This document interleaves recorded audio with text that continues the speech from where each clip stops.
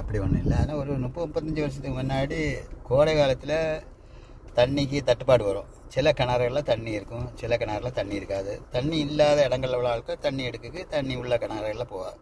தண்ணி எடுக்க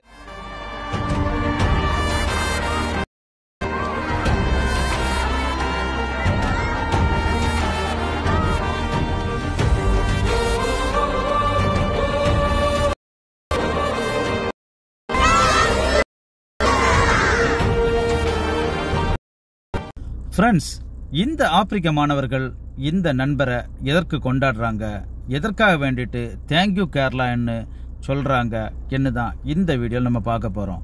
இந்த நண்பர் அவருடைய நண்பர்களோட சேர்ந்து ஆப்பிரிக்காவில் தண்ணீர் இல்லாமல் கஷ்டப்படுற பல பகுதிகளிலையும் இவர் கிணறு வெட்டி கொடுத்து தண்ணீர் கிடைக்க ஏற்பாடு செய்து கொடுக்குறாரு. அதனால தான் அந்த ஊர் மக்கள் இந்த நண்பரை கொண்டாடுறாங்க. இந்த செய்தியை தான் இந்த வீடியோ. ഈ ഒരു സ്കൂളിൽ 820ഓളം കുട്ടികൾ പഠിക്കുന്നുണ്ട്. ഒന്നും ചെയ്യാനുള്ള സത്യം പറഞ്ഞാല് സ്കൂളിന്റെ സിലബസിൽ വെള്ളമായിട്ടൊരു പീരീഡാണ്. കുട്ടികളെ കൊണ്ടാണ് ഈ സ്കൂളിലേക്ക് വെള്ളം കൊണ്ടിരിപ്പിക്കുന്നത്. നമ്മള് തൊട്ടപ്പുറമുള്ള ഒരു ഗ്രാമത്തിൽ കിണർ കുത്തി വെള്ളം പ്രിൻസിപ്പാളും സാറുമാരൊക്കെ വന്നിട്ട് പറഞ്ഞ് ഞങ്ങൾക്കൊരു കിണർ കുത്തി തരുമെന്ന്. സംഗതി ഇവിടെ വന്നു നോക്കിയപ്പം അതിലും പരിതാപകരമാണ് അവസ്ഥ. ഇവിടെ കുടിക്കാൻ വെള്ളമില്ല. ഈ കുട്ടികള് നിലത്തിരുന്നിട്ടാണ് പഠിക്കുന്നത്. സ്കൂളാണ്. അപ്പൊ ആഫ്രിക്കയിലെ 6ാമത്തെ കിണറ് നമ്മൾ ഈ ഒരു സ്കൂളിലാണ് ചെയ്തു കൊടുക്കുന്നത്.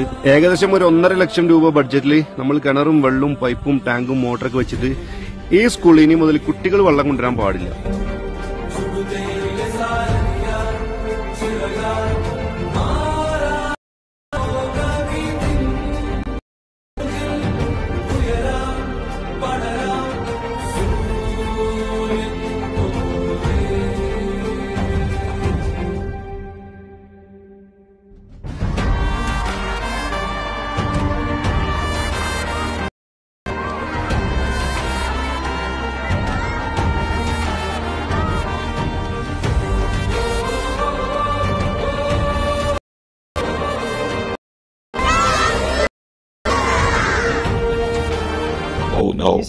நம்ம ஊர்ல தண்ணீர் கஷ்டங்கள் எப்படி இது இருந்தாட்டு உங்களுடைய ஞாபகத்துக்கு ஒரு 35 வருஷத்துக்கு முன்னால தண்ணீர் தட்டுப்பாடு வரும்போ இதுல டேங்கர்ல எல்லாம் தண்ணி கொண்டு வந்து பியூரில் பிடிச்சது மாதிரிலாம் ஞாபகம் இருக்குது.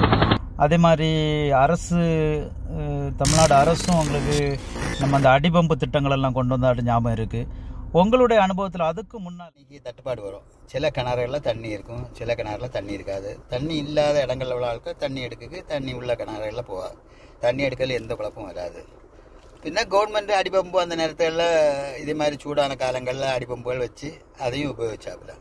மற்றபடி வேற தண்ணி பஞ்சமாட்டு உள்ள இதில் நம்ம இதில் கிடையாது. இதுபோன்று உலகில் பல பகுதிகளிலையும் மக்கள் தண்ணீர் இல்லாமலும் உணவு இல்லாமலும் கஷ்டப்பட்டிருக்காங்க.